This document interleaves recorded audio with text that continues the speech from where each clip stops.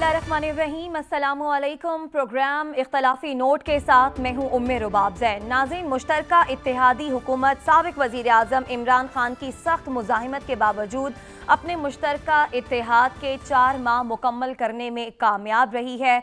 इस हुकूमत के इक़्तिदार में आने का मकसद यही था कि आवाम को रिलीफ फराहम करना है, और साबिक़ हुकूमत ने जो आवाम को महंगाई के बोझ तले दबाया, आवाम को उस महंगाई से निजात दिलानी है। लेकिन देखा ये गया कि मुश्किल फ़ैसले लेने के बावजूद हुकूमत ने आवाम पर मज़ीद महंगाई का बोझ डाला, और इस वक्त जो सूरत हाल है वो ये है कि महंगाई की शरह 27% से ज़्यादा है, और माहिर मुआशियात की जानिब से आने वाले दिनों में ये ख़दशा ज़ाहिर किया जा रहा है कि ज़राए आमदन भी कम होंगे और महंगाई की शरह में 35 से 40% इजाफा होगा।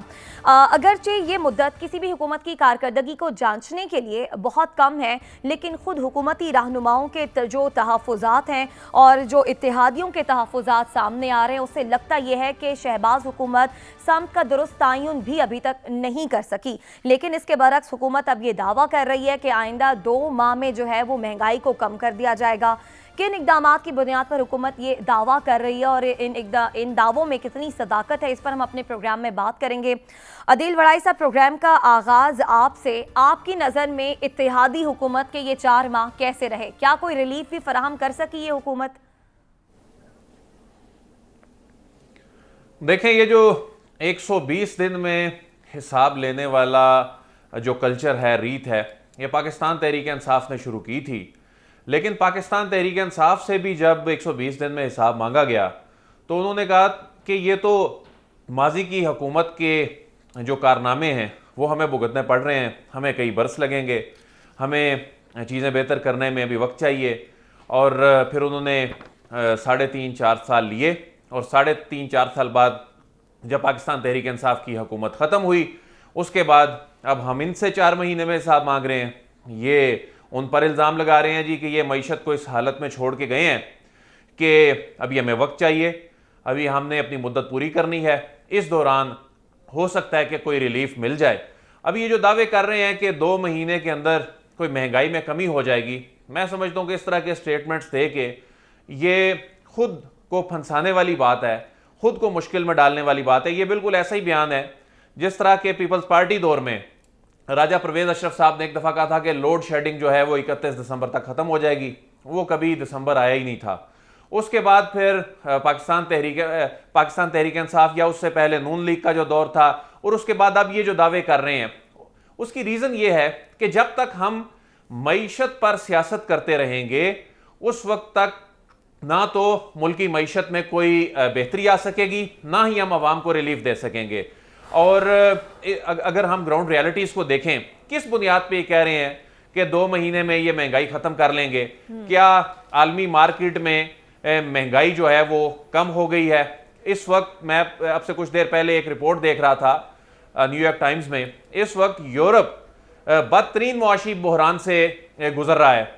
वहाँ पर जो एनर्जी क्राइसिस है, वहाँ पर जो अशिया खुर्दोनोश की कीमतों का मामला है, वो मुल्क मैनेज नहीं कर पा रहे। इसमें कोई शक नहीं है कि पेट्रोलियम मसनूआत की कीमतें और खुर्दनी तेल की कीमतें जो हैं वो नीचे आई हैं, लेकिन उसमें हमारा जो डॉलर का जो फैक्टर है उसमें वो कोई रिलीफ अवाम तक मुंतकिल नहीं हो पा रहा। फिर उसमें जो हमारा IMF प्रोग्राम में हमने जो कमिटमेंट्स की हैं, इन कमिटमेंट्स के तहत हमने अभी टैक्सेस बढ़ाने हैं।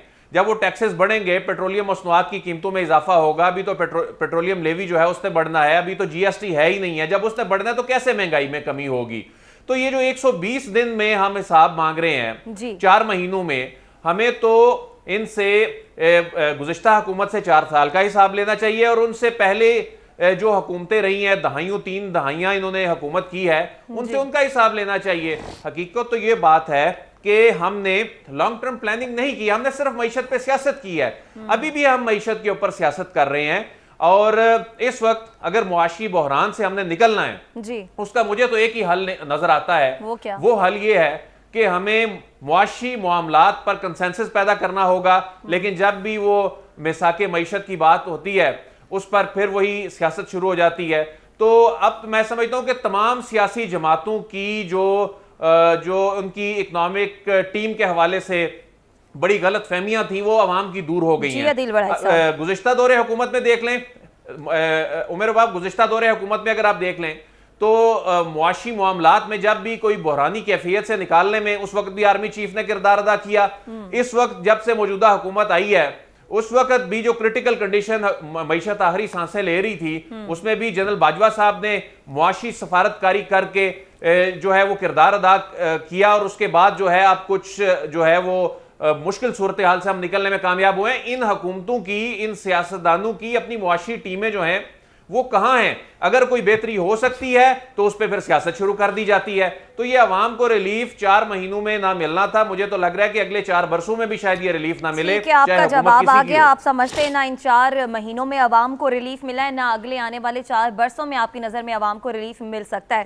سعد رسول صاحب, عدیل وڑائی صاحب نے جو بات کی وہ درست کی کہ معیشت پر سیاست نہیں کرنی چاہیے, لیکن افسوس کے ساتھ سابقہ حکومت ہو یا موجودہ حکومت ہو ان کا طرز عمل ہم نے ایسا ہی دیکھا. کیوں نہ حساب مانگیں ہم اس اتحادی حکومت سے جسے اقتدار میں آنے کی اتنی جلدی تھی, اس کے لیے انہوں نے جو کچھ کیا وہ سب کے سامنے ہے. 4 ماہ میں کیا کوئی ریلیف بھی دے سکی ہے یہ حکومت عوام کو؟ دیکھیں میں عدیل وڑائی صاحب کی بات سے اتفاق کرتا ہوں, خاص طور پہ جو انہوں نے ملٹری ڈپلومیسی والی بات کی اور جو اس کے اندر فوج کا کردار رہا پچھلے کچھ عرصوں کے اندر ملٹری ڈپلومیسی سے ہماری اکنامک کنڈیشن کو ایڈریس کرنے کا. لیکن جو بات آپ کر رہی ہیں یہ بات بالکل درست ہے. عدیل صاحب کی یہ بات, میں اس بات سے اتفاق نہیں کرتا کہ ہمیں ان سے حساب اس طرح کلیئرلی نہیں مانگنا چاہیے. سوال بڑا سمپل ہے. ہم یہ نہیں کہتے کہ آپ 4 مہینے میں اکانومی کو ٹھیک کر دیں. یہ کسی کا بات نہیں ہے. کوئی پاکستان میں یہ نہیں کہہ رہا تھا کہ 4 مہینے میں یہ اکانومی بالکل ٹھیک ہو جائے گی یا اس اکانومی کو کوئی نیا سہارا مل جائے گا. بات یہ کر رہے ہیں کہ جو اکانومی آپ کو ملی تھی, چلیں آپ 4 مہینے میں اس کو ٹھیک نہیں کر سکتے, ہم آپ سے نہیں کہتے کہ ٹھیک کریں, اس کو جتنا خراب کیا اس کا تو حساب دے دیں. آپ کو جب ڈالر ملا تھا 180-85 کے اوپر, تو چلیں اگر آج بھی 190 کے اوپر ہوتا تو ہم کہتے کہ جی آپ بہتری نہیں لا سکے. 85 پہ ملا تھا, آج 185 پہ ملا تھا, آج 190 ہے, تو یہ حکومت کوئی بہتری نہیں لا سکی. لیکن اس نے کوئی مصمم اس کے اندر خرابی بھی نہیں ڈالی. جو ہم نمبرز اس وقت دیکھتے ہیں, عدیل وڑائی صاحب میرے سے بہت بہتر جانتے ہیں, لوگوں کے جو بھی بجلی کے بل آئے ہیں, ایسے لوگ جن کا کہ بجلی کا ٹوٹل بل جو ہے وہ 800,000 1,500 روپے ہے, اس کے اوپر 10,000 روپے کے ٹیکسز لگے ہوئے ہیں. مجھے کسی شخص نے فون کیا, اس نے کہا کہ, اور یہ جینوئن بات ہے, مجھے کسی نے فون کیا اور اس نے کہا کہ جی ہمارے گاؤں میں میرا یہ بجلی کا بل آیا ہے, اس کے اندر 4,500 روپیہ میرا بل ہے اور اس کے اوپر 16,000 روپیہ ٹیکسز لگا کے تو 20,000 روپیہ حکومت ہم سے کلیکٹ کر رہی ہے. تو ہم یہ نہیں کہتے کہ آپ اکانومی کو اچھے ٹریک کے اوپر لے آئیں گے 4 مہینے میں, لیکن جس جگہ پہ لے گئے ہیں اس کا تو تھوڑا سا جواز بتا دیں. اتنا سا ٹوٹل سوال ہے. اور اس میں بھی جو ابھی عدیل صاحب نے فرمایا ہے بات درست ہے. اس میں بھی اگر فوج نے کچھ کردار نہ پلے کیا ہوتا بیہائنڈ دی سینز بھی, ملٹری ڈپلومیسی کے اندر بھی, تو یہ شاید ہم اس سے بھی تھوڑا سا بدتر ہوتے اس وقت. اس کا جواب جو ہے وہ میرے خیال میں پوچھنا ضروری ہے. بالکل اس کا جواب پوچھنا ضروری ہے, اور جواب لینے کے لیے مسلم لیگ نون کے رہنما طارق فضل چودھری صاحب, عدیل وڑائی صاحب ہمارے ساتھ موجود ہیں, ان سے بھی بات کرتے ہیں, ان سے آپ لوگ بھی سوال کر سکتے ہیں. طارق فضل چودھری صاحب بہت شکریہ آپ کے وقت کا. سر سب سے پہلے تو یہ بتائیں کہ آپ لوگ اقتدار میں آئے تھے عوام کو ریلیف دینے کے لیے, لیکن اقتدار میں آنے کے بعد آپ لوگوں کو معلوم ہوا کہ معاشی کیا صورتحال ہے, مشکل فیصلے آپ لوگوں نے لیے, عوام پر مہنگائی کا بوجھ پڑا, مزید بھی پڑ سکتا ہے, لیکن آپ لوگ یہ کہہ رہے ہیں کہ جناب 2 مہینوں میں مہنگائی میں کمی آ جائے گی. حکومت ایسے کون سے اقدامات کرنے جا رہی ہے جس کی بنیاد پر حکومتی رہنماؤں کی جانب سے یہ دعوے کیے جا رہے ہیں؟ بسم اللہ الرحمن الرحیم, بہت شکریہ آپ کا. دیکھیں اس میں کوئی شک نہیں ہے جو آپ نے بات کی ہے کہ بڑے مشکل فیصلے جو ہیں وہ لینے پڑے ہیں, اور وہ ایک مجبوری تھی, اور اس میں جو بھی اعداد و شمار رہے ہیں معیشت کے وہ تمام کے تمام عوام سے شیئر بھی کیے جاتے رہے.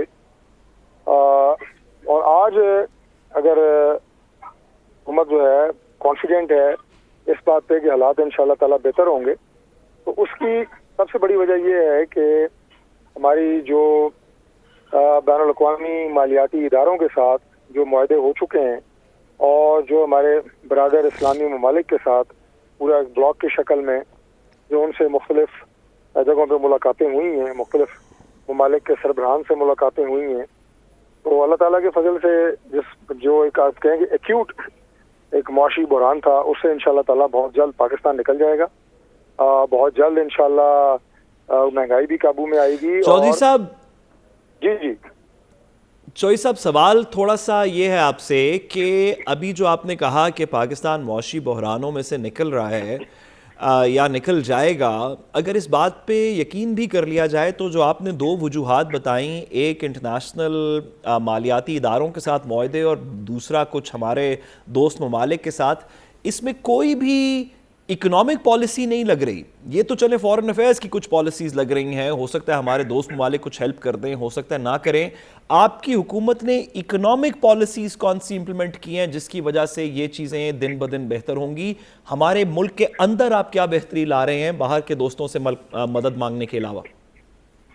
دیکھیں، جب حکومت ہم نے سنبھالی ہے تو ظاہر ہے ایک معاشی جو ہے اکنامک کرنچ جو ہے وہ موجود تھا، اور اس کی وجہ سے جو آپ کے میں نے کہا جس طرح بین الاقوامی مالیاتی ادارے یا دیگر بھی جو دوست ممالک ہیں وہ آپ کے ساتھ کیا بات کر رہے تھے؟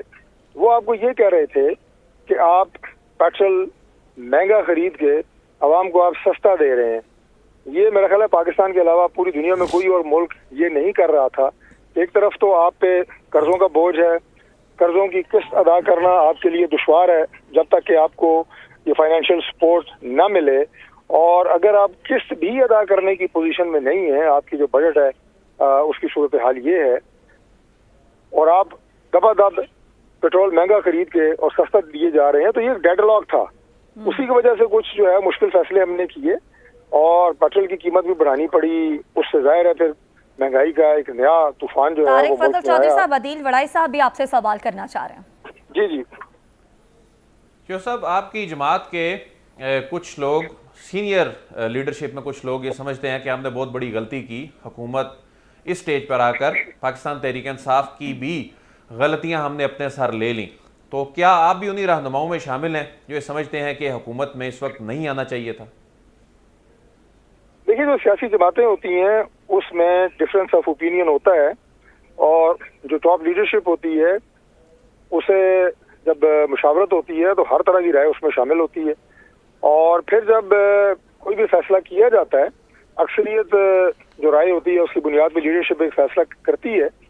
تو ظاہر ہے یہ فیصلہ کرنے سے پہلے بھی دونوں آراء موجود تھیں، اور اب جب حالات مشکل ہیں، اور اس میں کوئی شک نہیں ہے کہ جو 4 سال میں پچھلی حکومت کی تمام تر جو ناقص پالیسیاں تھیں، تمام تر جو ان کی آپ یہ کہیں کہ نالائکیاں کوتاہیاں تھیں، وہ آپ کو آپ یہ کہیں کہ ورثے میں ملی ہیں. اور اب جب اسٹیئرنگ سیٹ پہ آپ ہیں اور مہنگائی جب ملک میں ہوگی تو یقیناً اس کا برنٹ آپ کو فیس کرنا پڑے گا. تو اس صورتحال میں وہ تمام ہمارے سینئرز یا کولیگز جو یہ رائے رکھتے تھے کہ اس موقع کے اوپر حکومت نہیں لینی چاہیے، ظاہر ہے وہ اپنے آپ کو سمجھتے ہیں کہ ہماری رائے زیادہ مضبوط تھی. بہرحال یہ میں نے جس طرح کہا کہ سیاسی جماعتوں میں اس طرح کی مشاورت اور اس طرح کا اختلاف رائے ہوتا رہتا ہے، اور یہ ایک ڈیموکریٹک پارٹی ہے پاکستان مسلم لیگ نون، اس میں کھل کے. لیکن حکومت کو عمران خان صاحب معاشی میدان میں تو چوہدری صاحب ٹف ٹائم دے ہی نہیں رہے. یہ معاشی جو آپ لوگوں کے اقدامات ہیں یا مہنگائی کا جو معاملہ ہے، اصل اپوزیشن تو آپ کی اپنی جماعت ہی بنی ہوئی ہے. اور مریم نواز صاحبہ کے ٹویٹس کو دیکھ لیں، خود آپ کی پارٹی کی جو لیڈرشپ میں بہت سے لوگ ہیں وہ خود ایسے کرٹیسزم کر رہے ہیں جیسے وہ اپوزیشن کا حصہ ہوں. دیکھیے، جب میں خود بھی جب پیٹرول کی قیمتیں آخری بڑھی ہیں تو میڈیا پہ میں نے جب بھی اس سوال کا جواب دیا تو میں نے کہا جی کہ میں اس بات کو ڈیفینڈ نہیں کر سکتا کہ مفتاح اسماعیل صاحب نے اس وقت جب پوری عالمی منڈی میں پیٹرول کی قیمتوں میں کچھ کمی ہوئی ہے تو پاکستان میں بھی یا تو وہ ریٹ برقرار رہتا یا اس میں کمی کی جاتی.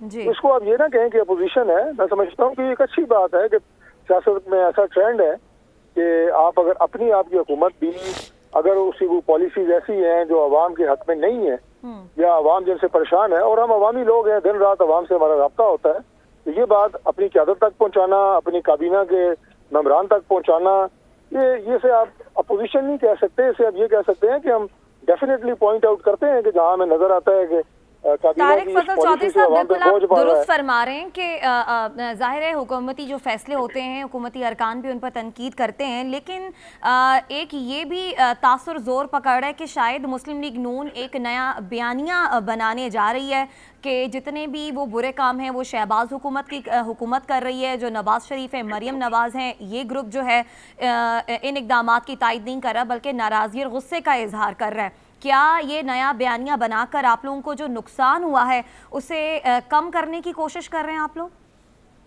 دیکھیے پہلی بات تو یہ ہے کہ پاکستان مسلم لیگ نون میں اس طرح کی کوئی چیز نہیں ہے کہ یہ شہباز شریف گروپ یا اس کے لوگ ہیں اور یہ نواز شریف گروپ ہے یا مریم نواز صاحبہ ہیں اور وہ دوسرا گروپ ہے، ایسی کوئی بھی بات نہیں ہے۔ پاکستان مسلم لیگ نون کی جو قائد ہیں وہ میاں محمد نواز شریف صاحب ہیں، شہباز صاحب صدر ہیں، ملک کے اس وقت پرائم منسٹر ہیں، مریم بی بی ہماری نائب صدر ہیں، اور اس کے بعد ہماری تمام اور سینئر قیادت ہے، ہماری کولیگز ہیں، ہم سب ایک کشتی میں سوار ہیں۔ ہمیں یہ پتہ ہے، میں آخری بات کر دوں آپ کے اس سوال کے جواب میں، ہمیں پتہ ہے کہ ہم سب اس کشتی کے سوار ہیں۔ اگر یہ کشتی تیرے گی پھلے پھولے گی تو وہ پوری جماعت کی ایفرٹ سے ہوگا۔ ایسا نہیں ہو سکتا کہ ایک ہی کشتی میں بیٹھ کے کچھ لوگ اسے ڈبونے کی کوشش کر رہے ہوں، کچھ لوگ چپو چلا رہے ہوں، تو آپ کو پتہ ہے کہ ایسی کشتی کنارے نہیں لگتی۔ ابھی جب آپ بات کر رہے تھے یہی ایفیکٹولی سوال تھا رباب کا بھی اور عدیل وڑائچ صاحب کا بھی، کہ ابھی جب آپ بات کر رہے تھے تو آپ نے کہا کہ میں مفتاح اسماعیل صاحب کے فیصلے سے اتفاق نہیں کرتا ہے، میں اس کو ڈیفینڈ نہیں کر سکتا کہ عالمی منڈی میں تیل کی قیمت کم ہو رہی ہے تو پاکستان میں کیوں بڑھ رہی ہے۔ آپ کیوں نہیں کہتے کہ یہ نواز شریف صاحب کا فیصلہ تھا، کیونکہ آپ کی پارٹی میں تو وہ قائد ہیں اور سارے فیصلے تو وہ کرتے ہیں۔ لگتا یہ ہے کہ جو فیصلہ عوام کو پسند نہ ہو اس کو آپ مفتاح اسماعیل صاحب کا فیصلہ یا شہباز شریف صاحب کا فیصلہ کہہ دیتے ہیں، اور صرف جہاں پہ عوام تھوڑی سی قائل ہو وہاں پہ نواز شریف صاحب کا فیصلہ ہے۔ آپ نے کہا کہ ایک کشتی ہے، اس کا ایک سربراہ ہے، تو کیا پیٹرول کی قیمت بڑھانے کی اس مہنگائی کے طوفان کی رسپانسبلٹی پھر نواز شریف صاحب پہ اینڈ ہوتی ہے، مفتاح اسماعیل صاحب پہ تو نہیں ہوتی؟ دیکھیں، میں خود کیبنٹ کا ممبر رہا ہوں، مجھے اگر ذمہ داری پارٹی کی طرف سے دی گئی بحیثیت وفاقی وزیر تو وہ ایک ذمہ داری تھی۔ اب اس کے بعد جو ڈے ٹو ڈے بیسس کے اوپر اپنی وزارت چلانی ہے، اپنے محکمے چلانے ہیں، وہ میری ذمہ داری ہے۔ وہ سر تیل کی قیمت بڑھانا ڈے ٹو ڈے بیسس تو نہیں ہے؟ نہیں، دیکھیں میں ویسے ایک بات بتا رہا ہوں آپ کو، مثال دی ہے۔ اسی طرح مفتاح اسماعیل صاحب کو وزیر خزانہ مہنگائی کا طوفان تو ڈے ٹو ڈے بیسس نہیں ہے کہ جب انہیں وزیر خزانہ مقرر کیے جانے کا فیصلہ میاں نواز شریف صاحب کا، شہباز صاحب کا فیصلہ ہے، اس میں کوئی شک نہیں ہے۔ لیکن اب مفتاح اسماعیل صاحب کی ذمہ داری ہے کہ وہ اپنے تجربے سے، وہ اپنی عقل و دانش سے ایسے فیصلے کریں کہ جس سے عوام کو فائدہ ہو۔ آپ کا کیا خیال ہے کہ ہر فیصلہ میں ایڈمنسٹریٹو کہوں گا، میں پالیسی میٹرز کہوں گا، کیا وہ میاں نواز شریف صاحب کو ای میل کرتے ہیں یا واٹس ایپ کرتے ہیں اور پھر اس کے بعد وہ سارے فیصلے تو نہیں، لیکن اتنا بڑا فیصلہ کہ تیل کی قیمت کیا ہوگی یہ پارٹی لیڈر کے بغیر کیسے ہو سکتا ہے؟ نہیں دیکھیں، یہ تو ڈے ٹو ڈے فیصلہ نہیں ہے۔ نہیں، ڈے ٹو ڈے ہے نا، ہر 15 دن کے بعد پیٹرول کی قیمتیں ریوائز ہوتی ہیں، آپ کو پتا ہوگا اس بات کا۔ تو سر پاکستان میں یا میاں نواز شریف صاحب منع کریں کہ بھائی نہ کریں، سر یہ ہے کہ شہباز صاحب نے پاکستان میں 40% کی انفلیشن، سر پاکستان میں تقریباً 38% کی انفلیشن اور ڈالر کی پرائس 190 سے تقریباً 250 تک گئی پھر واپس آئی۔ یہ ڈے ٹو ڈے فیصلے ہیں منسٹری آف فائنانس کی، اس میں قائد کا کوئی لینا دینا نہیں ہے؟ نہیں، مجھے دوبارہ وہی بات کرنی پڑے گی، ان کے بغیر یہ فیصلے ہو جاتے ہیں۔ یہ کوئی ایک ٹائم کی بات نہیں ہوتی۔ جیسے پاکستان نے ایٹمی دھماکے کیے تھے تو وہ جناب ہم نے دھماکے کرنے ہیں اور ایٹمی ملک بننا ہے، وہ ڈیسیجن ہوتے ہیں جو آپ یہ کہیں کہ اس لیول کے ڈیسیجن ہوتے ہیں کہ جہاں سے ٹاپ ٹو باٹم لیڈرشپ آپ کی جو ہے وہ شامل ہوتی ہے اور مشاورت ہوتی ہے۔ اب ہر 15 دن کے بعد اگر آپ نے ریویو کرنا ہے قیمت کو تو آپ مجھے بتائیں کہ اس کے لیے ٹاپ ٹو باٹم سارے سر جوڑ کے بیٹھیں گے؟ نہیں، ایک بندے کی ذمہ داری ہے۔ سعد رسول صاحب، طارق فضل چودھری صاحب نے آپ کے سوال کا جواب دیا، پروگرام میں آگے بڑھتے ہیں۔ طارق فضل چودھری صاحب، ایک جو بات ہو رہی ہے سیاسی حلقوں میں، لوگ پوچھ رہے ہیں کہ سابق صدر آصف علی زرداری صاحب کہاں ہیں، مولانا فضل الرحمان صاحب کہاں ہیں؟ نون لیگ تو فرنٹ فٹ پر ہے، فرنٹ فٹ پر آ کر فیصلے بھی لے رہی ہے، اس کا نقصان بھی اٹھا رہی ہے، تو یہ دو اہم شخصیات مختلف سیاسی جماعتوں کے جو اس پی ڈی ایم حکومت کا حصہ ہیں، کیا وہ بھی آپ لوگوں کی مشاورت میں شامل ہوتے ہیں؟ کیونکہ منظر سے تو غائب نظر آ رہے ہیں۔ دیکھیے، آپ نے دیکھا ہوگا کہ ابھی غالباً کوئی 3 ہفتے پہلے پی ڈی ایم کے تمام جو سربراہان ہیں اور وہی اپنا نام ہے جو آپ نے لیے ہیں ابھی، اور اس کے بعد جو پارلیمنٹ میں جماعتیں موجود ہیں وہ بھی، ان کی پہلے تو ایک ہمارا جو سیکریٹریٹ ہے مسلم لیگ نون کا چک شہزاد اسلام آباد میں، وہاں پہ پی ڈی ایم کا باقاعدہ اجلاس ہوا جس میں شہباز شریف صاحب پرائم منسٹر وہ بھی شریک ہوئے، میاں نواز شریف صاحب بھی شریک ہوئے، مریم نواز صاحبہ بھی شریک ہوئیں، اور یہ تمام حالات و واقعات جن پہ بھی ہم گفتگو کر رہے ہیں ان کا بغور جائزہ لیا گیا، وہ اسباب دیکھے گئے کہ کس وجہ سے یہ صورتحال جو ہے مہنگائی کی اور معاشی طور پہ کیسے ہم اپنے آپ کو مستحکم کر سکتے ہیں، گورنمنٹ جو ہے وہ کس طرح بہتر پرفارم کر سکتی ہے۔ پھر اس کے بعد اسی پی ڈی ایم کے اس اجلاس کا دوسرا جو بیٹھک ہوئی وہ پرائم منسٹر سیکریٹریٹ میں ہوئی، اور وہاں پہ باقاعدہ جو متعلقہ لوگ تھے جیسے آپ کے معاشی ماہرین ہیں یا آپ کے باقی بھی جن جن موضوعات کو اس وقت ڈسکس کیا گیا انہوں نے باقاعدہ آگے بریف کیا، کیبنٹ ممبران بھی وہاں پہ جو پارٹی کے سربراہان یا سیکنڈ ٹیئر لیڈرشپ ہے وہ ساری بھی وہاں پہ موجود تھی، ہمارے جو اتحادی جماعتیں ہیں ان کے نمائندے موجود تھے۔ تو یہ جو فیصلے ہیں یہ سارے مشترکہ طور پہ ہو رہے ہیں، اور میرا خیال ہے آپ کو یاد ہوگا یہ زیادہ سے زیادہ کوئی 3 یا 4 ہفتے پہلے کی بات ہے کہ اس پہ بڑی تھارو برین سٹارمنگ ہوئی ہے، بڑی تھارو ڈسکشنز ہوئی ہیں، باقاعدہ اس پہ بریفنگز ہوئی ہیں، تو وہ بالکل ہمارے ساتھ ہیں جی، جس طرح کی جو فیصلہ سازی ہو رہی ہے اس میں وہ بالکل ساتھ ہیں۔ بہت شکریہ۔ مسلم لیگ نون کے رہنما طارق فضل چودھری صاحب ہمارے ساتھ موجود تھے، اور انہوں نے کہا کہ سابق صدر آصف علی زرداری صاحب ہوں، مولانا فضل الرحمان صاحب ہوں، سبھی کے ساتھ مل کر مشاورت ہو رہی ہے اور جو فیصلے لیے جا رہے ہیں سبھی کے ساتھ مل کر ہی لیے جا رہے ہیں۔ اس کے ساتھ ہی بریک کی جانب بڑھیں، واپس آئیں گے مزید بات کریں گے، ہمارے ساتھ رہیے گا۔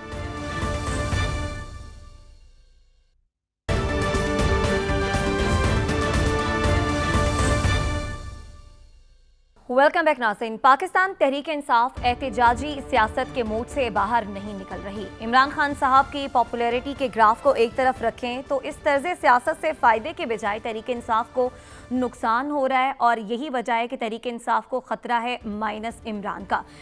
دوسری طرف پاکستان تحریک انصاف یہ مطالبہ بھی کرتی ہے کہ سیاسی اور معاشی جو مسائل ہیں ان کا واحد حل جلدی انتخابات ہی ہیں۔ کیا اس طرز سیاست سے تحریک انصاف اپنے مقاصد حاصل کرنے میں کامیاب ہو جائے گی؟ اس پر ہم اپنے پروگرام میں بات کریں گے۔ سعد رسول صاحب، آپ ہمیشہ کہتے ہیں کہ عمران خان صاحب ایک پاپولر لیڈر ہیں، آپ کی اس بات کو ہم مان لیتے ہیں، لیکن جو طرز سیاست تحریک انصاف نے اپنا رکھا ہے، آپ دیکھ رہے ہیں کہ تحریک انصاف کو اس کا فائدے کے بجائے سیاسی نقصان بھی ہو رہا ہے۔ میں بصد احترام گزارش کروں کہ اگر میری آپ یہ بات نہ بھی مانیں تو عمران خان ایک بہت بڑے سیاسی لیڈر ہیں۔ اگر یہ بات آپ اور عدیل ولایت صاحب نہیں ویسے مفروضے پہ اگر آپ نہ بھی مانیں تو عمران خان صاحب ایک بڑے سیاسی لیڈر ہیں، اس کے اندر ماننے نہ ماننے کی تو تقریباً بات ختم ہو گئی۔ آپ جلسوں کو دیکھ لیں، گجرانوالہ کے اندر ایک زمانہ تھا کہ مسلم لیگ نون پچھلے الیکشن تک مسلم لیگ نون جو ہے وہ گجرانوالہ کی ساری ایم این اے کی ساری ایم پی کی سیٹیں جیتی تھی۔ اب جو گجرانوالہ میں جلسہ ہوا اس طرح کا جو لوگ خود وہاں کے بتاتے ہیں کہ اس طرح کا ٹرن آؤٹ کبھی دیکھا نہیں۔ تو آپ اگر نہ بھی مانیں گی تو عمران خان صاحب ایک پاپولر لیڈر رہیں گے۔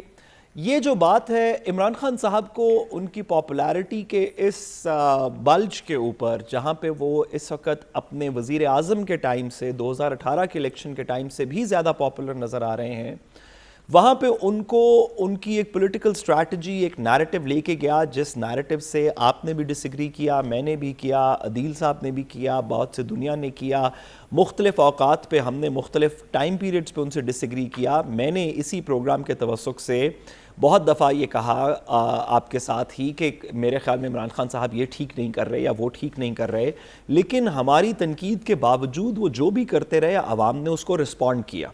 تو میں عمران خان صاحب کو لیگل ایڈوائس دے سکتا ہوں، کہہ سکتا ہوں کہ جی میرے خیال میں قانونی طور پہ آپ یہ کریں۔ میں یا کوئی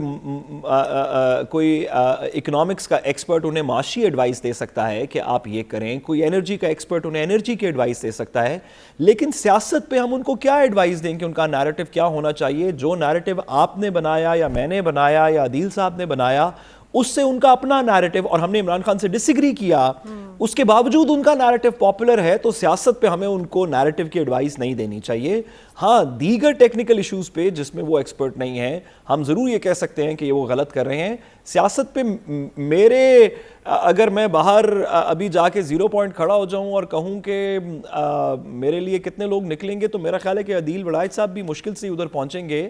عمران خان صاحب کہہ دیں تو 2 لاکھ بندہ مطلب 10,000 بندہ اکٹھا ہو جاتا ہے. اس لیے میں سیاسی ایڈوائس پہ اس کو ہم کیا کہہ سکتے ہیں. سعد رسول صاحب جی عدیل کیا یہ پاپولیرٹی 4 مہینے پہلے بھی اتنی ہی تھی؟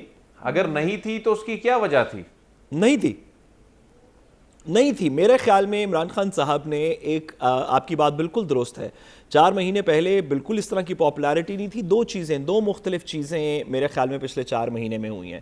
ایک یہ کہ وہ جو نیریٹو بن رہا تھا جو ہم سب نے مل کے بنایا کہ یہ ایک نکمی حکومت ہے پی ٹی آئی کی, اس کو کام نہیں کرنا آتا, یہ نااہل ہے, اس کو کہاں سے لے آئے, یہ مہنگائی کر رہی ہے, یہ کر رہی ہے.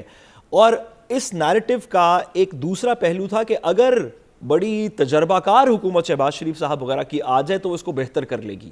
وہ والی ایزمپشن پچھلے 4 مہینے میں ختم ہو گئی. تو جو لوگ اس ایزمپشن پہ چل رہے تھے کہ عمران خان صاحب کی نالائکی ہے ان کی حکومت میں اور شہباز شریف صاحب آ کے دودھ کی نہریں بہا دیں گے, ایک تو اس وجہ سے ان کی پاپولیرٹی زیادہ ہوئی. اور دوسرا میرا جینونلی خیال ہے, اور عدیل صاحب اس سے ڈس ایگری کر سکتے ہیں, لیکن میرا جینونلی خیال ہے کہ لوگ کسی وجہ سے یہ جو پی ڈی ایم کی لیڈرشپ ہے اس کو قبول کرنے سے آ رہی ہیں. لوگ یہ کہنے کو تھے اگر آپ اس وقت کوئی کسی ایک بالکل رینڈم بندے کو جس کی کہ وہ بیگیج نہ ہو جو فضل الرحمان صاحب کا بیگیج ہے, جو شہباز شریف صاحب کا بیگیج ہے, جو آصف زرداری صاحب کا بیگیج ہے, اگر آپ کسی رینڈم بندے کو بٹھا دیں تو شاید زیادہ ایکسیپٹیبلٹی ہو سسٹم میں. ان اشخاص کی ایکسیپٹیبلٹی سسٹم میں میرے خیال میں موجود نہیں ہے. آپ کا پوائنٹ آف ویو آ گیا سعد رسول صاحب. عدیل وڑائی صاحب آپ کے جانب آئیں گے. یہ بتائیے گا عمران خان صاحب کا جو نیریٹو ہے, ظاہر ہے وہ مشورے اور انہی کے ساتھ چل رہے ہوتے ہیں جو ان کے قریبی رہنما ہیں.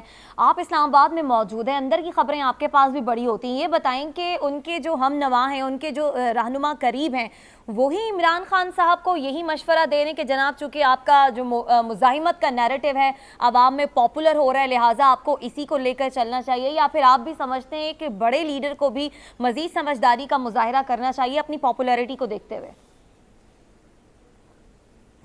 دیکھیں میرے خیال میں عمران خان صاحب کو ان کی اپنی جماعت کے کچھ لوگ مس گائیڈ بھی کر رہے ہیں. اس کی بڑی ریزن یہ ہے کہ گزشتہ چند روز میں کچھ بیک ڈور چیزیں چل رہی تھیں, اس میں خود عمران خان صاحب اس میں شریک نہیں تھے. ان کی جماعت کے کچھ لوگ جو تھے وہ انگیجمنٹس کر رہے تھے. اچھا اس میں جب کوئی بہتری ہونے لگتی تھی تو خان صاحب کے قریبی لوگوں میں سے کوئی ان کے کان میں یہ بات ڈال دیتا تھا اور پھر کسی جلسے میں وہ کوئی ایسی بات کرتے تھے کہ معاملات خراب ہو جاتے تھے. اس وقت تک معاملات اب اس جگہ پہنچ چکے ہیں, اس نہج پہ پہنچ چکے ہیں کہ چیزیں کافی خراب ہو چکی ہیں. اور ساتھ یہ بھی ان کی خواہش ہوتی ہے کہ معاملات ٹھیک ہونے چاہیے, اور ان کے اپنے بہت سے لوگ پریشان ہیں. جس طرح نون لیگ کے اندر بہت سے لوگ مزاحمت کے بیانیے کے خلاف تھے اور وہ کہہ رہے تھے کہ پاکستان کی جو ڈائنامکس ہیں سیاست کی, اس میں یہ دیکھنا چاہیے کہ ہم اس طرح سے نہیں چل سکتے. اب ان کی جماعت میں بھی بہت سے سینئر لوگ یہ سمجھتے ہیں کہ جس طرح یہ جو پالیسی اپنائی گئی ہے, ٹکراؤ کی پالیسی ہے, اس پالیسی کو جاری رکھنا جو ہے وہ لانگ ٹرم اس میں پرسپیکٹو میں دیکھا جائے تو یہ نقصان دہ ہو سکتا ہے. اس طرح سے آخر کب تک پاکستان تحریک انصاف اس انرجی کے ساتھ یا عمران خان صاحب اس انرجی کے ساتھ جو ہیں, کیونکہ اگلے جو الیکشن ہونا ہے عام انتخابات تو یہ وقت سے پہلے کرانے کی بات کر رہے ہیں. جو ضمنی الیکشن ہونے ہیں جو ابھی اس مہینے ہونے تھے وہ نہیں ہو رہے, اور اس میں کوئی شک نہیں ہے. قطع کلامی کی معذرت, آپ کا پوائنٹ بھی آ گیا کہ ٹکراؤ کی پالیسی سے مقاصد حل نہیں ہو سکتے. اسی پہ بات کرنے کے لیے تحریک انصاف کے رہنما فاروق حبیب صاحب ہمارے ساتھ موجود ہیں. فاروق حبیب صاحب, جو مزاحمتی پالیسی تحریک انصاف نے اپنا رکھی ہے, ٹکراؤ کی سیاست سے آپ سمجھتے ہیں کہ آپ کی جماعت اپنے مقاصد کو حاصل کر پائے گی؟ آپ لوگ چاہتے ہیں کہ جلدی انتخابات ہونے چاہیے, یہی تمام مسائل کا حل ہے, لیکن کیسے جب تک آپ لوگوں کے رویوں میں کوئی لچک نہیں آئے گی؟ دیکھیں بنیادی طور کے اوپر ٹکراؤ کی سیاست جو ہے وہ ہماری سیاست نہیں ہے. ٹکراؤ کی جو سیاست ہے وہ اس ٹائم پی ڈی ایم کر رہی ہے, جو اتحادی حکومت ہے ان کی جانب سے. ہمارا بڑا سادہ سا مطالبہ ہے کہ جن اسمبلیوں میں لوٹے بنائے گئے، جن اسمبلیوں سے لوٹے بنا کے ایک حکومت کو جو ہے وہ چلتا کیا گیا، اس میں ایک امریکی سازش کا عنصر بھی جو ہے وہ بھی شامل ہے، تو تمام چیزیں جو ہے وہ کسی سے ڈھکی چھپی نہیں ہیں. لیکن ہمیں 3-3.5 سال یہ کہا جاتا رہا کہ جی فوری انتخابات کروائیں، یہ انہی کی طرف سے یہ مطالبہ آیا کرتا ہے. اب جب انتخابات کی بات ہم کر رہے ہیں کہ ملک فوری انتخابات کی طرف جانا چاہیے، تو یہ انتخابات سے اب بھاگ رہے ہیں. یہ تو ایون ضمنی انتخابات سے بھی جو ہے وہ بھاگ گئے.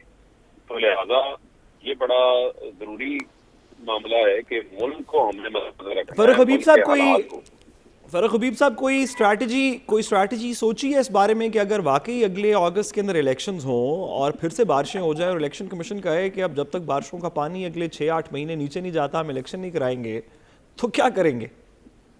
دیکھیں بات یہ ہے کہ بارش جو ہے وہ خطرہ پانی سے نہیں ہے، ان کو خطرہ یہ ہے جو عوامی ووٹوں کی بارش ہو رہی ہے عمران خان کے حق میں، اس سے یہ گھبرائے ہوئے ہیں، اس سے کانپے ٹانگ رہی ہے، اس سے خوفزدہ ہے. ادروائز تو یہ الیکشن بھی ملتوی کرنے کا کسی قسم کا کوئی جواز ہی نہیں تھا. جن ایریاز میں انتخابات ملتوی کیے گئے ہیں وہاں پر کوئی سیلابی صورتحال بھی نہیں تھی.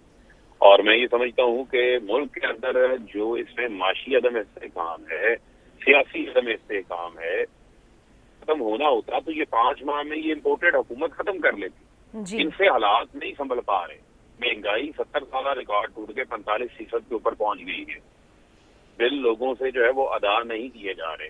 عوام کی جو خواہش ہے، جو عوام کی رائے ہے، وہ فوری انتخابات چاہتے ہیں.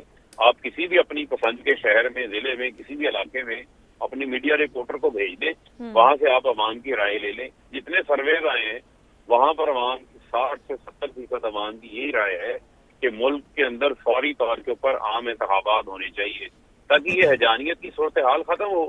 عوام کو منتخب کرنے دیں ان کا اگلا وزیر اعظم کون ہوگا، ان کا اگلا وزیر اعلیٰ کون ہوگا. یہ جو اس ٹائم مصنوعی طریقے سے حکومت کو چلانے کی کوشش کی جا رہی ہے، یہ تجربہ پہلے بھی ناکام ہوا ہے، اب بھی ناکام ہوا ہے. اس سے کسی قسم کے بھی جو ہے وہ گورنمنٹ کو یا عوام کو مثبت نتائج جو ہے وہ نہیں ملے. فاروق حبیب صاحب، عدیل وڑائی صاحب آپ سے سوال کرنا چاہ رہے ہیں. جی فاروق صاحب، فوری انتخابات جو ہیں وہ کیسے ہوں گے؟ آپ کہہ تو رہے ہیں کہ زبردستی انتخابات کرائیں گے، لائحہ عمل کیا ہے؟ کیا پارلیمان میں واپس آئیں گے؟ کوئی تحریک عدم اعتماد آئے گی یا اسلام آباد آ کے بیٹھ جائیں گے؟ اور اسلام آباد آ کر 126 دن تک بیٹھے رہے تھے، اس وقت حکومت نہیں گری تھی. اب ایسا کیا ہوگا کہ حکومت کو گھر جانے پر مجبور کر دیں گے آپ؟ نہیں دیکھیں، حالات جو ہیں وہ مختلف ہیں. میں آپ کو صرف یہ بات بتانا چاہتا ہوں، یہ حکومت جو ہے شہباز شریف کوئی اکثریتی پارٹی نہیں ہے. ہمارے پاس تو پھر 155 اراکین موجود تھے، یہ تو 80 اراکین کے اوپر قائم جو ہے وہ حکومت ہے. 80 اراکین ان کے اپنے، باقی سارے اتحادی ہیں. اور میں یہ سمجھتا ہوں کہ تمام تر چیزیں ہمارے کارڈز کے اوپر موجود ہیں. کوئی ایک آدھا اتحادی ان سے سائڈ پہ ہو جائے، 2-3 ووٹوں کا جو ہے وہ ڈفرنس ہے، اس میں جو ہے وہ ووٹ آف کانفیڈنس کا مطالبہ بھی سامنے آ سکتا ہے. اس میں جو ہے وہ عوامی جو ہے وہ تو ہماری جاری ہے، عوامی رابطہ بھی جاری ہے. یہی وجہ ہے عوام کے اندر ایک فاروق صاحب بات تو آپ نے ٹھیک کی، لیکن وہ 2-3 اتحادی کون ہوں گے؟ اگر آپ ان کے کسی بندے سے بات کرنے کے قائل نہیں ہیں تو وہ 2-3 اتحادی کون ہوں گے جو ان کو چھوڑیں گے؟ اور آپ کو کون سے قبول ہیں ان میں سے اتحادی؟ کیونکہ ایسے اتحادی بھی تو ہے نا جو آپ کو قبول ہی نہیں ہے. نہیں دیکھیں، قابل قبول کا معاملہ نہیں ہے. اس ٹائم جو ہے وہ سب کے لیے چیلنج ہے، سب کی اپنی اپنی کنسٹیچوئنسیز ہیں. مجھے آپ یہ بتائیں کہ ایم کیو ایم کے حالیہ دنوں میں کراچی میں ضمنی الیکشن ہوا، وہاں پر ایم کیو ایم یا پیپلز پارٹی یہ تمام اب اتحادی ہیں، وہاں بھی ان کو شکست کا سامنا کرنا پڑا. الٹیمیٹلی سب نے جا کے جواب تو اپنے ووٹر کو دینا ہے، عوام کو دینا ہے. کیا اس وقت جو ہے وہ اتحادی ان اضافی بجلی کے بلوں کے ساتھ اور جو مہنگائی ہے، جو اس ٹائم اس حکومت کی بیڈ گورننس ہے، اس سے کیا مطمئن ہے؟ قطعاً مطمئن نہیں ہے. ان کے اندر خود ایک اضطراب پایا جا رہا ہے. تو یہ اس ٹائم یہ حکومت بہت زیادہ ویک وکٹ کے اوپر ہے، بہت زیادہ کمزور پوزیشن کے اوپر ہے. فاروق حبیب صاحب، آپ اس کے لیے کوششیں بھی کر رہے ہیں یا پھر انتظار کر رہے ہیں کہ کب اتحادی حکومت سے ٹوٹتے ہیں اور پھر نئے الیکشنز ہوتے ہیں؟ دیکھیں، یہ تو آپ کی ایک اوورآل حکمت عملی کا جو ہے وہ حصہ ہوتا ہے. ہم نے فوری انتخابات کی طرف جانا ہے اور فوری انتخابات کے لیے جو ہے وہ ہم ہر وہ ممکن اقدام لیں گے جو ہمیں انتخابات کی طرف لے کے جا سکے. اور پھر میں آپ کو یہ کہہ رہا ہوں، یہ کوئی ہماری ذاتی ضد یا ذاتی انا کا مسئلہ نہیں ہے، یہ ملک کا مسئلہ ہے. اور میں تو صرف یہ بار بار یہ بات کہہ رہا ہوں کہ جو لوگ فیصلہ سازی کے اندر اپنا ایک اہم کردار رکھتے ہیں ان سب کو ملک کے موجودہ حالات کو مد نظر رکھنا چاہیے. ہم قطعاً یہ مطالبہ نہ کرتے اگر یہ حکومت چل پا رہی ہوتی, ان کے فیصلوں کے ثمرات عوام تک آ رہے ہوتے. 5 مہینے دیکھیں کافی ہوتے ہیں نا, IMF کی آپ کی ڈیل بھی ہو گئی, اس کے باوجود آپ کو پہلی ٹرانچ بھی آ گئی, لیکن اس کے باوجود ڈالر آپ کا سنبھل نہیں پا رہا. میں آج فیصلہ آباد میں ہوں, یہاں حالت یہ ہے پاور لوم دوبارہ کباڑ کے بھاؤ بک رہی ہے, ٹیکسٹائل انڈسٹری کا فوکس نکل گیا ہے, کسان پریشان ہے, اس ٹائم برے حالات ہیں, ان سے سیٹ اپ یہ چل ہی نہیں پا رہا. یہ جو مصنوعی سیٹ اپ بنا ہوا ہے, جو سیٹ اپ مصنوعی ہو جس کے پیچھے عوام کی بیکنگ نہ ہو, وہ حکومت کبھی فیصلہ سازی نہیں کر سکتی. فاروق حبیب نہ صاحب جسے آپ حکومت کو سیاسی باہر حکمت کو عملی سیریس کہہ لیتا رہے ہے, ہیں, نہ اندرون ملک کو سیریس لیتا ہے. فاروق حبیب صاحب جسے آپ سیاسی حکمت عملی کہہ رہے ہیں, یہی سیاسی حکمت عملی اپنا کر اتحادی جماعتوں نے بھی آپ کی حکومت کو چلتا کیا, ووٹ آف نو کانفیڈنس لے کر آئی, آپ لوگوں نے ان پر ضمیر فروشی کا الزام لگایا. تو پھر اگر آپ لوگوں کی یہ سیاسی حکمت عملی ہے تو پھر ان کی جانب سے آپ پر بھی ایسے الزامات لگ سکتے ہیں؟ نہیں دیکھیں, ہمیں الزامات کا معاملہ نہیں ہے, دیکھنا یہ ہوتا ہے کہ حقیقت کیا ہے. مجھے آپ یہ بتائیں کہ جو لوگ اس ٹائم لوٹے بنے ہیں وہ کہتے تھے جی مہنگائی بڑھی ہے, بیڈ گورننس بڑھی ہے. تو اب آپ دیکھ لیں کہ کیا مارچ 2022 میں زیادہ مہنگائی تھی, آج زیادہ مہنگائی جی, یا آج حالات زیادہ برے ہیں؟ ہم نے تو کورونا کو بھی فیس کیا, اس کے باوجود ہماری ایکسپورٹس آگے بڑھ رہی تھی, ترسیلہ گھر آگے بڑھ رہی تھی, ریکارڈ جو ہے وہ گندم کی پیداوار تھی, چاول کی پیداوار تھی, 2500 ارب روپے کسان کی جیب میں اضافی کیا, 55 لاکھ نوکریاں ہم نے پیدا کی, پیٹرول 150 روپے لیٹر کے اوپر تھا. اب عالمی منڈی میں قیمتیں بھی پیچھے آ گئی, اس کے باوجود 17 روپے پیٹرولیم لیوی کا اضافہ کر دیا گیا. تو جس بنیاد کو بنا کے انہوں نے سب نے عمران خان چھوڑا تھا, آج وہی بنیاد ان کے آڑے آئی ہوئی ہے جس کے اوپر ان کو جواب دہ ہونا پڑے گا. اگر اس وقت یہ چیز تھی تو آج تو یہ اس سے آگے بڑھ چکا ہے معاملہ, تو اب کیوں نہیں ہل رہے؟ فاروق حبیب صاحب, فاروق حبیب اتحاد ہے جو کہ بنایا گیا. اب میں یہی بار بار ہم یہ درخواست کر رہے ہیں, بار بار یہی عرض کر رہے ہیں کہ جو ملک کو سامنے رکھیں, پاکستان کی بہتری کو سامنے رکھ کے جو ہے وہ فیصلے کریں. فاروق حبیب صاحب آپ نے ٹھیک کہا, آپ لوگ اگر اتنی سنجیدہ ہیں تو درخواست کے ساتھ ساتھ آپ لوگوں کے پاس ایک جو ہے اختیار بھی ہے. صوبوں میں آپ لوگوں کی جو ہے حکومت ہے, آپ اسمبلیاں ڈیزالو کریں, حکومت مجبور ہو جائے گی الیکشن کرانے پر. نہیں دیکھیں, وہ تو پھر میں نے آپ کو پہلے کہا, وہ تو پھر ایک آپشن آپ کے پاس موجود ہے. وہ تو تمام کارڈ جو ہیں وہ ہمارے پاس موجود ہیں. آپ کی ایک بڑی اچھی بات ہے, آپ نے اس طرح بھی جو ہے وہ توجہ دلائی ہے, لیکن میں سمجھتا ہوں کون سا کارڈ جس وقت استعمال کرنا ہے وہ ہم کریں گے. ٹھیک ہے, بہت شکریہ. پاکستان تحریک انصاف کے رہنما فاروق حبیب ہمارے ساتھ موجود تھے. انہوں نے کہا کہ ڈیفرنٹ کارڈز, ڈیفرنٹ آپشنز جو ہیں وہ ان کے پاس موجود ہیں اور وقت آنے پہ طے کیا جائے گا کہ کون سی آپشن کو استعمال کیا جاتا ہے جلدی الیکشنز کرانے کے لیے. اس کے ساتھ ہی بریک کی جانب بڑھیں, واپس آئیں گے, ہمارے ساتھ رہیے گا.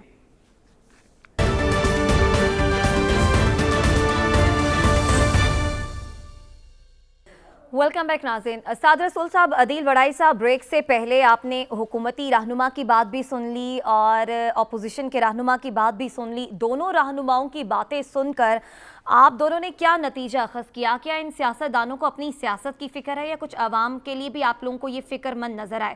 آپ دونوں کے پاس 1 منٹ ہے, 1 منٹ میں اپنا جواب مکمل کر لیجئے. جی سعد صاحب, آپ کیا کہیں گے؟